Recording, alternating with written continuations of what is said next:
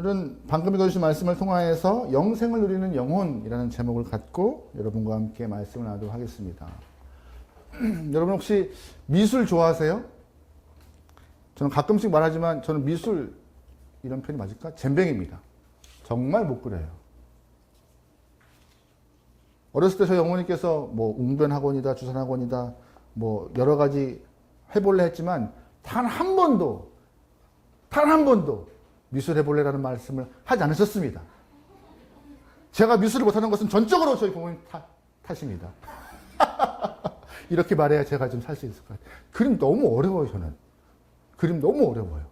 지금도 그림은, 그림을 모르는 저도 몇몇 화가는 알아요, 이름은. 여러분 혹시 피카소라는 사람 아세요? 유명한 화가인데요. 오늘 그 사람의 이야기를 통하여 좀 시작하려고 합니다. 피카소가 여행 중에 한적한 시골 마을에 하루 묵게 되었습니다. 농가예요. 하룻밤 잘 보낸 피카소가 아침에 딱 일어났는데 그 시골집의 어린 딸 아이를 본 거예요. 너무 이쁜 거예요. 아이가 일어나자마자 손에 인형 들고 막 뛰어다니는 모습이 너무 사랑스러워서 피카소가 아이를 불러요. 얘야, 아저씨가 그림 하나 그려주고 싶은데 손수건 좀 줄 수 있겠어? 하더니 아이가 탁 째려보더래요. 그러면서 엄마한테 막 들어가더니 엄마! 아침부터 어떤 미친놈이 나한테 수건 달래. 내 수건에 그림을 그리겠대 하면서 엄마한테 이러더래요. 결국 그 아이는 그림을 못 받았습니다. 받았어야지 그걸.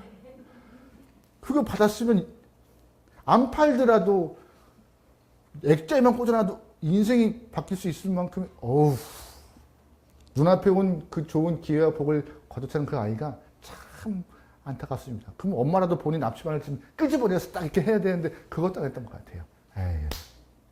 여러분 근데 그거 아세요? 많은 사람들이 복음을 거절하는 것이 방금 말한 것과 같이 아이가 피카소의 그림을 거절하는 것과 똑같은 모습이에요. 복음은 하나님이 주신 선물입니다. 그 복음 때문에 우리에게 생명이 있어요. 그런데 사람들은 그 생명을 거부하고 뻥 걷어차요. 별로 관심 안 가져요. 복음 때문에 생명 없고 복음 때문에 우리 삶이 좀 더 바뀌는 것이고 복음 때문에 본질을 알아가는 것이고 진리에 내가 가까워지는 것인데 관심 없습니다. 안타까워요. 많은 사람들은 특별히 예수 믿는 사람들도 영생 얻는 것이 얼마나 소중한 것인지를 잘 모를 때가 있는 것 같아요. 세상에 그 영생보다 더 중요한 것들이 많다고 해서 세상에 목매이는 때가 많죠. 혹시 지난주 말씀 기억하세요? 지난주에 제가 세상의 중력을 말씀드렸어요. 세상은 끊임없이 우리를 당깁니다. 세상에 좋은 것이 있어. 예수 믿지 마. 바라보지 마. 내가 더 많은 것 줄게 하면서 계속 당겨요.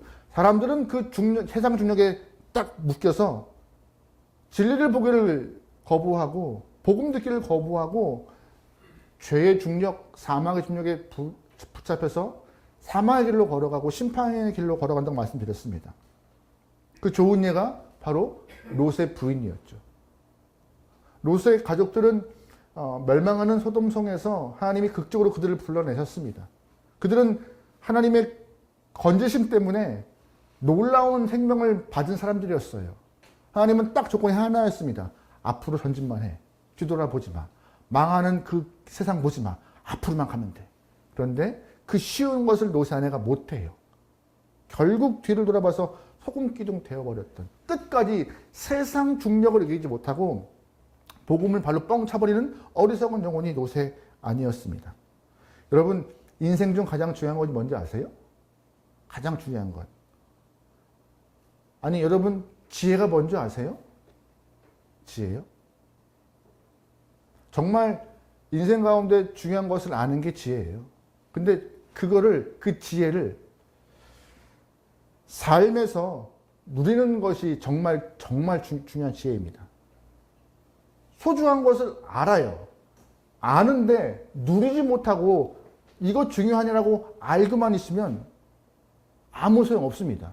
정말 참 지혜는 소중한 것도 알고 그걸 삶에 누려야 온전한 지혜를 누리는 것인데 여러분 삶에 오늘 이 시간 정말 인생 중 중요한 것도 아는 시간 되시고 중요한 것도 누릴 수 있는 결단의 귀한 시간 되면 좋겠습니다. 할렐루야. 아멘. 오늘 우리는 사도 요한이 썼던 요한 1서의 마지막을 보고 있습니다. 수고하셨습니다. 참 길게 보셨어요. 참 재미없는 본문이지만 또 재미없는 설교를 또 오랫동안 드셨죠? 오늘 마지막이에요. 근데 오늘 마지막에 요한이 한 번 더 강조합니다. 왜 요한 1서를 기록했는지에 대해서. 사도 요한은 그 당시 소아시아 지역 교회 사람들이 진리를 놔버리고 복음을 걷어차는 일이 있기 때문에 기독교의 기본 진리를 잘 압축하여서 그들에게 편지로 쓴 글이 요한 1서예요.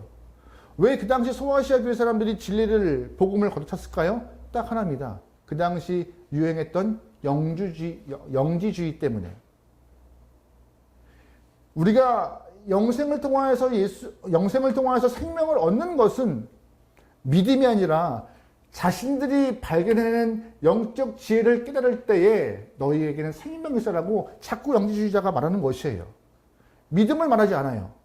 지식을 깨달아야 돼, 알아야 돼. 그래야 너희에게는 영생이 있어라고 말하는 것인데 많은 사람들이 그에게 혹하는 거예요. 그렇지. 뭔가 믿음 하나면 좀 찜찜해. 좀 더 알아야 하고 깨달아야 생명이 있고 나한테 구원이 있을 것 같아. 그 말에, 영지주의 말에 마음 빼앗겨서 많이 흔들리고 있었습니다. 그래서 요한이 작심하고 이 글을 쓴 거예요. 우리 10절 말씀 읽어보겠습니다. 같이 읽어요. 시작. 내가 하나님의 아들의 이름을 믿는 너희에게 이것을 쓰는 것은 아멘. 잘 보세요. 이 글을 믿지 않는 사람한테 쓴 겁니까? 이 글을 안 믿는 사람한테 쓴 글인가요? 아닙니다. 하나님의 아들의 이름을 믿는 너희에게 또 쓰는 거예요. 믿는 자지만 믿는 자가 얻는 영생을 누리지 못하고 영생이 있는지도 모르고 내 삶의 구원의 은혜가 있는지도 모르고 그냥 살아가고 있는 그 사람들을 향하여서 그러다 보니 영주의자의 말들에 혹하여서 다른 것들을 쫓아가는 어리석은 모습을 발견하여 이 글을 쓴 거라고 말하고 있습니다. 여러분, 영생이 어떤 건지 아세요? 영생이 어떻게 얻어지는지 아세요? 성경은요, 요한복음에서 요한은 아주 간단하게 말합니다. 요한복음 5장 말씀이에요. 같이 볼게요. 시작. 내가 진실로 너희에게 이르노니 내 말을 듣고 또 나를 보내신 이를 믿는 자는 영생을 얻고 심판에 이르지 아니하나니 사망에서 생명으로 옮겨졌느니라. 아멘. 내 말을 듣고 누구의 말이에요? 요한의 말이에요? 아닙니다. 예수님의 말을 듣고 또 자신을 보내신 하나님을 믿는 자가 얻는 것이 뭐예요? 영생이래요. 하나님을 믿고 하나님을 보내신 나를 믿고 내 말을 들으면 너에게 영생이 있대요. 간단해요. 믿음이에요. 또한 요한복음 6장 말씀에서 진실로 너에게 이르노니 믿는 자는 영생을 얻는데요. 조건 안 붙어요. 알아야 돼. 깨달아야 돼. 대자훈련 통과해야 돼. 해신자반 통과 이런 거 없어요. 그냥 믿는 자예요.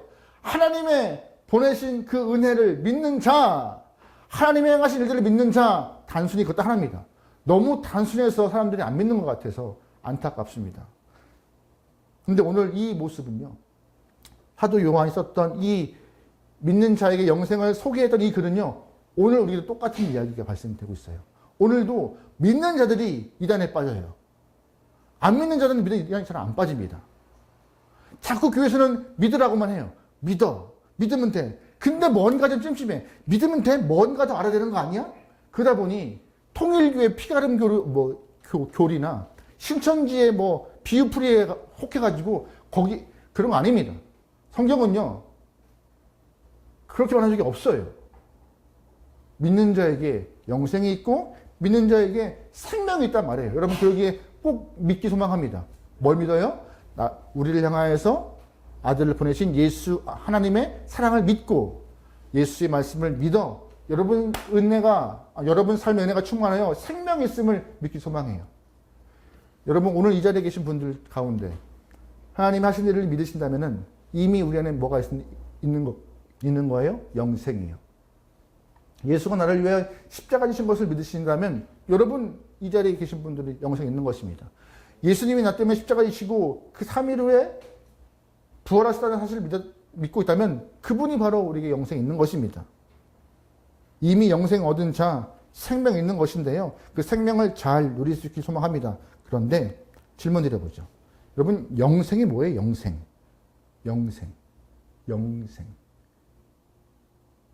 뭐 그냥 영원히 사는 거예요. 영원히 사는 거예요. 그런데 우리는 오늘 이 시간 그 영생을 영원히 사는 것으로 해석하지 않습니다.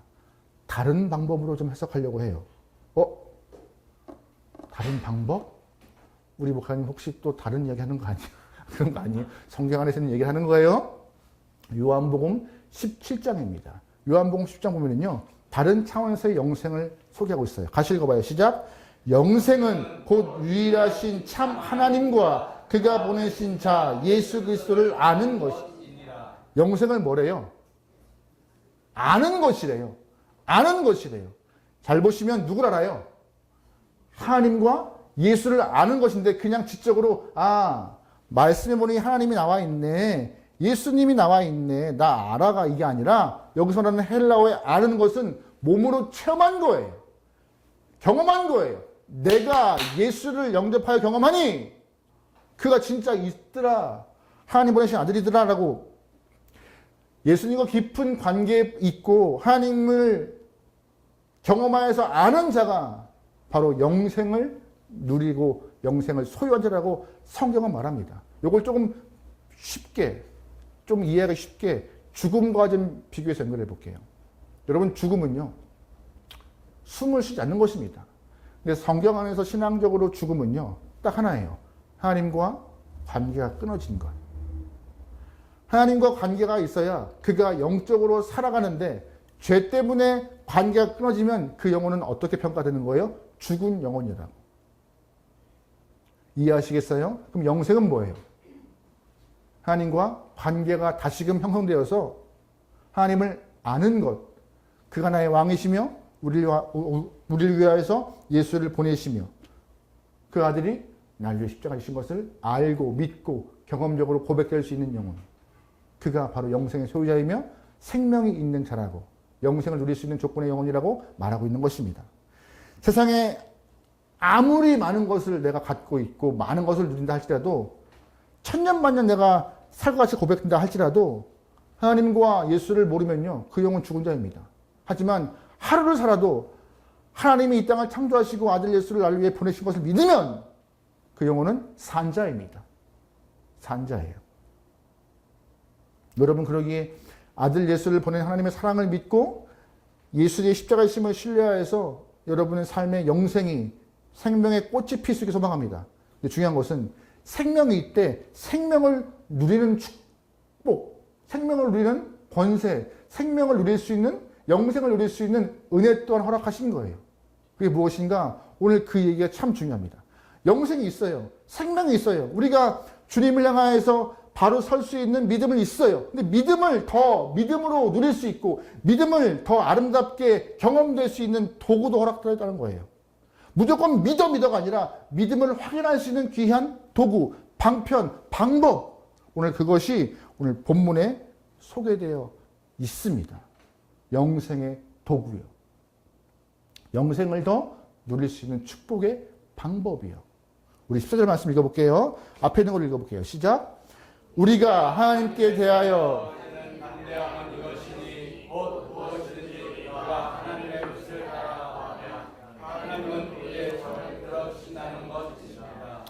아멘. 영생을 경험한 자가 영생을 누리는 특권, 믿음을 경험할 수 있는 특권이 뭐예요? 바로 방법이 뭐예요? 기도라는 거예요.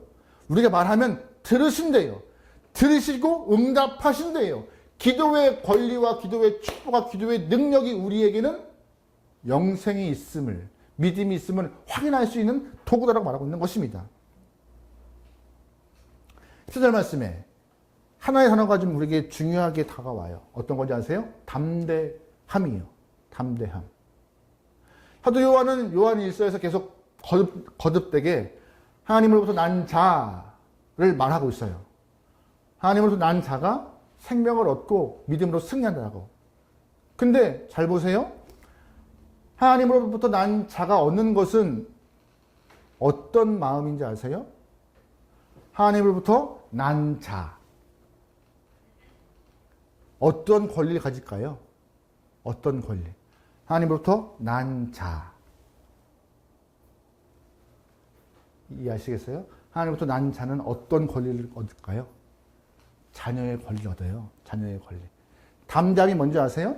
내가 그 천지를 창조하신 창조주 하나님을 향하여서 담대하게 겁 없이 아빠라고 부를 수 있는 권리를 얻는 거예요. 그래서 말할 수 있고 그래서 얻을 수 있는 거예요. 그 담대함이요. 어디 감히 창조주에게 아빠라 부르고 어디 감히 그 위대하신 하나님을 향하여서 함부로 눈을 들며. 근데 가능하대요. 왜? 하나님으로부터 난 자에게는 저 담대함이 주어진대요. 하나님을 믿는 자에게는 영생이 있고 그 영생을 통하여서 얻는 것이 담대함이라 하나님을 아버지라 부를 수 있는 그 은혜 때문에 기도할 수 있고 안 할 수 있는 것이래요. 간혹 말씀드리는 것인데 아무리 아이가 이뻐도 생판 모르는 아이가 나한테 와가지고 손 잡고 밥 뭐 사줘 하면은 선뜻 니네 엄마한테 가서 얘기해 그러잖아요. 사줄 수 있지 왜 없어? 하지만 부모 있으면 부모한테 가야지. 그죠? 근데 우리 아이들 보세요. 여러분 자녀들 보세요. 맡겨놓은 거 없어요. 근데 당당해요. 개의치 않아요. 엄마, 아빠. 꼭 그럴 때만 아버지라고 그래. 아버지. 아버지도 아니야. 아버지야. 문자로 올 때. 그럴 때만. 남의 자식이라면 이게 뭐야 하겠지만 하나님이 믿음으로 하나님한테 난 자들은 담대함을 주어서 하나님께 말할 수 있는 은혜 주신대요. 그러면 그거 듣고 응답할 수 있는 은혜 또한 주신대요. 그게 우리에게 경험할 수 있는 영생의 축복입니다. 아무나 못 누리는 거예요. 그거 하라는 거예요. 그거. 18세기 영국의 감리교 운동을 시작했던 존 웨슬리 목사가 이런 얘기를 했어요. 나는 회심을 하고 중생을 경험하기 전에도 선교사였고 예수를 믿는 사람이었다. 그러나 그 당시에는 아들의 믿음이 아니라 종의 믿음을 간직하고 있었다. 종의 믿음은 어떤 건지 아세요? 두려워하는 믿음이에요. 의무적인 신앙이에요. 무서워해요. 얼굴도 못 들어요. 말도 못해요. 명령만 듣고 행합니다. 하지만 온전히 영생을 경험하고 은혜를 경험한 이후 종의 영에서 뭘 바뀐 거예요? 양자의 영으로. 그러다 보니 담대함으로 주세요. 에이, 주시면 안 돼요? 할 수 있는 위치와 자격이 얻어지는 것이죠. 그게 영생에 누릴 수 있는 축복인 것입니다. 오늘 찬양 가운데 기도할 수 있는데 왜 걱정하십니까? 주 앞에 간구해 보세요. 라고 하는 것도 우리가 얻을 수 있는 양자의 영 때문에 가능한 것입니다. 가능한 것이에요. 오늘 본문을 보시면요. 기도에 대한 두 가지를 말하고 있습니다. 영생을 얻은 자가 영생을 누릴 수 있는 방법은 바로 담대함으로 주 앞에 기도하는 것이고 간구하는 것이고 고백하는 것인데 그걸 좀 더 신앙적으로 표현하면 기도하는 것인데 기도가 무엇인지 오늘 본문은 또 한번 설명해요. 15절 말씀이요.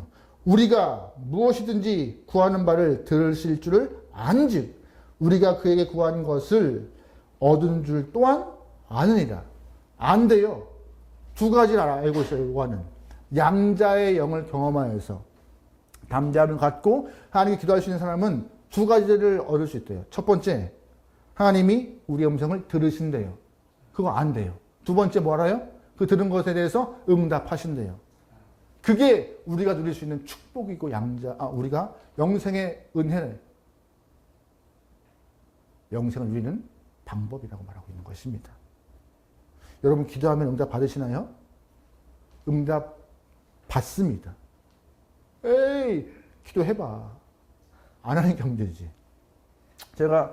저는 보통 사역지에 가면요, 부교육자 할 때 금방금방 옮기지 않습니다. 보통 제일 짧게 때가 3년, 5년, 7년, 좀 길게 있는 편이에요. 네, 길게 있는 편이에요. 근데 딱 유일하게 한 곳만 저한테 아픈 곳이 있습니다. 1년밖에 사역 못한 곳이 있어요. 너무 힘들어서 제가 죄송합니다 했던 곳이 있습니다. 바로 인하대학교 앞에 사역했던 곳이에요. 1년 만에 그만뒀어요. 집은 서울이고 학교는 안양이고 안양에서 인천 끝까지 가서 사역을 하고 다시 와야 되는 이 상황들을 한 6개월 하니까는 진이 빠지더라고요. 학교는 매일 가야 되는데 수요일도 가야 돼, 금요일도 가야 돼, 토요일도 가야 돼, 주일도 가야 돼.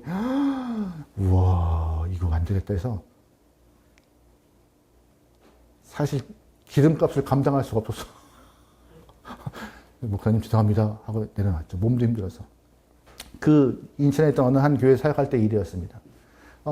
제가 주일학교와 학생부를 담당하고 있는데 성경학교를 시작하는데 어느 아이가 왔어요. 여자아이였어요.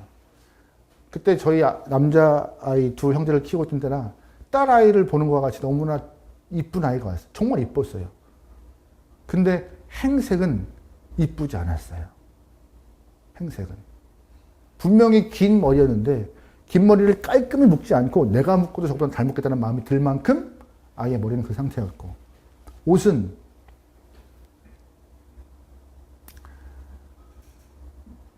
네, 며칠 전에 꽤 오랫동안 입은 옷과 같은 모습으로 와 있었어요. 교회에 성경학교 하는데 그 아이가 혼자 온 거예요. 그리고 앉아 있는 거예요. 신기하게도. 선생님들이 막 인사하고 막 이름표고 하는데 저는 계속 그 아이가 가슴에 짠하더라고요. 그냥 딸이라는 표현보다 가슴이 애리는 느낌이 좀 들어서 아이를 안고 물어보았죠. 어떻게 왔어? 왜 왔어? 나이를 물어보니 그 당시는 7살이었고 아빠와 둘이 살고 있고 아버지가 일하시러 나가는데 오실 때는 항상 이렇게 술을 드시고 오시는 것 같더라고요. 그래서 아이를 잘 돌볼 수가 없는 상태의 아이였던 것 같아요. 그래서 아이가 그래도 여름에 성경학교 한다고 해서 왔던 것 같아서 여름티 갈아입히고 잘 2박 3일 했죠. 근데 그 아이를 보내면서 마음이 찜찜해서 매주 교회 와. 목사님이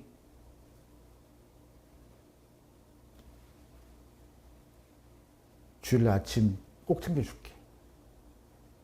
그럼 조금씩 관계를 트기 시작했어요. 그리고 이야기하면서 그 아이가 조금씩 자신의 마음을 열어놓기 시작해요. 목사님, 아빠도 교회 오면 좋겠어요. 아빠랑 함께 손잡고 교회 오고 싶어요. 그 얘기했어요. 그게 너무 저한테는 너무 크게 울려가지고 그 교회에 있는 동안 그 기도를 끊이지 않게 했습니다. 하나님, 저 어린 영혼이 아빠의 손을 잡고 교회 오고 싶다는 마음을 갖고 있습니다. 제가 못할 기도 아닌 것 같은데 빨리 들어주시죠. 질문 드려보겠습니다. 그 기도가 빨리 들어졌을까요? 제가 나오는 순간까지 안 들어졌어요. 제가 다 오만 기도한 거 아니에요. 하나님, 저에게 부흥을 불끌 주시고 이 교회가 이러지 않았어요. 그냥 하나님 저 가정에 은혜가 있게 허락하시고 아빠와 손잡고 기도해 주세요. 교육해 주세요. 근데 끝까지 그 아이가 아빠가 교회 오는 걸 못 봤어요. 근데 뭐 제가 나오는 그 겨울에도 아이의 옷은 허름했어요. 그러다 보니 겨울 잠바 입히고 사설 입히고 다 하고 나왔죠. 몇 년 후 그 교회 청년들을 우연찮게 수련장에서 보게 되었고 물어봤어요. 그 아이 궁금해서. 잘 지내 그 아이? 잘 지내죠 목사님. 잘 지내요. 혹시 아버지랑은 교회 나오니? 왜? 아빠는 손잡고 교회 나와요. 아빠는 나와요. 이 맛에 기도하는 거예요. 이 맛에.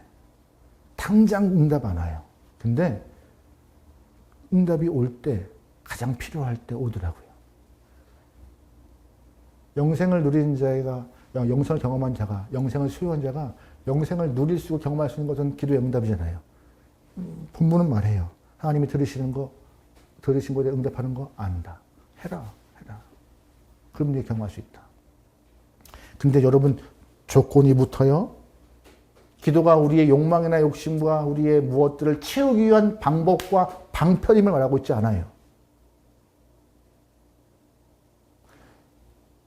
본문에서 기도를 어떻게 하라고 말하고 있어요? 내 뜻대로? 아니요.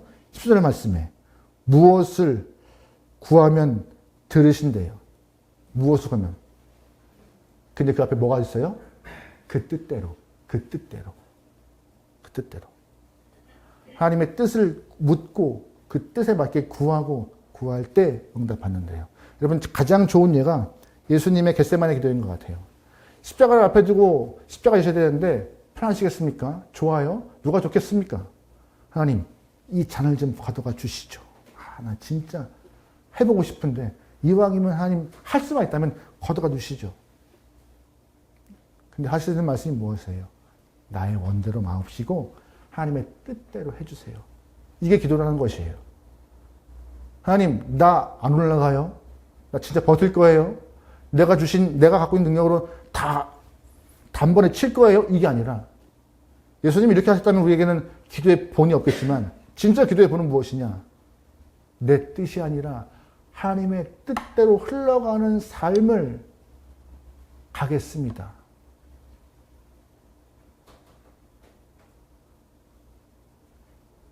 근데 그렇게 뜻대로 가니 뒤에 뭐가 있습니까? 부활이 있었어요. 당장 앞에 있는 십자가는 무섭고 두렵고 공포였지만 순종으로 기도를 하고 나서 내가 주의 뜻으로 걸어가니 그 뒤에 뭐가 있던 것이에요? 부활이에요, 부활. 기도가 항상 우리의 뜻대로 되진 않을 때가 있어요. 내가 원하는 것대로 풀려가지 않을 때가 있습니다. 하지만 주의 뜻대로 걸어가는 과정 가운데 그 마음을 갖고 기도로 인하여서 나를 교정하여 주의 길을 걸어간다면은 뭐가 있는 거예요? 그 다음은 자녀를 책임지는 하나님의 손길이 있는 것이에요. 그게 기도의 응답을 하시는 것이고요. 여러분 기도하십시오. 그것이 바로 영생을 누리는 하나의 축복이고 방편입니다. 오늘 요한이 말하고 있는 것이에요. 너희에게는 이미 주어졌다. 영생 누려라. 뭐 어떻게 누려요? 기도하라. 담대함으로 하나님 아버지라 부를 수 있는 자리에 올렸으니 외쳐라. 기도해라. 너의 뜻이 아니라 하나님 뜻대로 간구하고 그대로 걸어가겠다는 고백을 해라. 기도하여 너의 삶을 교정해라. 하나님이 너의 삶 책임질 것이다 라고. 그게 바로 너희가 신앙을 경험할 수 있는 방법이라고. 또 하나 오늘 본문에서 마지막으로 이 영생의 축복, 영생의 은혜를 누릴 수 있는 또 하나의 길이 있어요. 뭔지 아세요? 중보기도예요. 중보기도. 너를 위해서 기도하는 건 좋지만 우리의 삶과 가정을 위해 기도하는 건 좋지만 중요한 것은 타인을 위해 기도하는 것도 필요하다. 그것이 기도로 이루어질 때 하나님은 우리의 기도를 들으신다라고 하시는 것이었습니다. 우리 16절, 17절 읽어보겠습니다. 시작. 누구든지 형제가 사망에 이르지 아니하는 죄 범한 보거든 구하라. 그리하면 사망에 이르지 자기를 위하여 그에게 생명을 주시리라. 사망에 이르는 죄가 있으니 이에 관하여 나는 구하라 하지 않노라. 모든 그리가 죄로되 사망에 이르지 아니하는 죄도 있노라. 아멘. 잘 보시면 사망에 이르는 죄도 있고 사망에 이르지 아니한 죄도 있대요. 여기서 많은 주석가들과 목사님들은 이렇게 해석합니다. 사망에 이르는 죄는 무엇이냐? 예수를 알면서도 의도를 갖고 거부하고 대적하는 자. 그들은 사망에 이르는 죄를 가진 자라고 말하고 있는 것이고, 그러면 사망에 이르지 않는 죄를 갖고 있는 자는 누구신가? 바로 상처받고 휘축하여서 잠깐 넘어진 자들. 쉽게 말해서 요즘에 말하면 가나안 신자들. 내가 예수님은 믿는데 교회는 싫어. 하나님은 알겠는데 성도들은 참 꼴불견 이렇게 말하시는 분들 계세요. 근데 여러분 혼자 신앙생활 잘할 수 있을까요? 못해요. 어려워요. 그래서 말하는 거예요. 그들은 사망에 이르는 죄를 갖고 있지 않으니 너희가 그들을 위해 기도하라. 상처 입은 자를 위해 기도하고 아픈 자를 위해 기도하고 고통받은 자를 기도하고 기도하여서 함께 영생을 누릴 수 있는 방법을 기도로 경험하라고 요한은. 그들을 방치하지 마라. 왜? 요한은 계속 우리에게 강조하는 것이 사랑이었으니까요.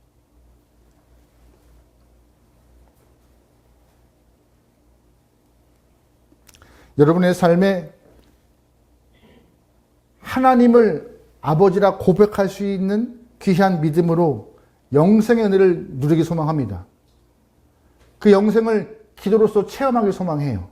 그리고 기도를 통하여서 나 하나만이 아니라 많은 사람들과 함께 하나님의 큰 은혜의 삶 속에 통참하여서 아름다운 열매가 풍성하도록 더욱더 영생을 잘 누릴 수 있는 여러분의 삶 되기를 주로 축원합니다. 아멘.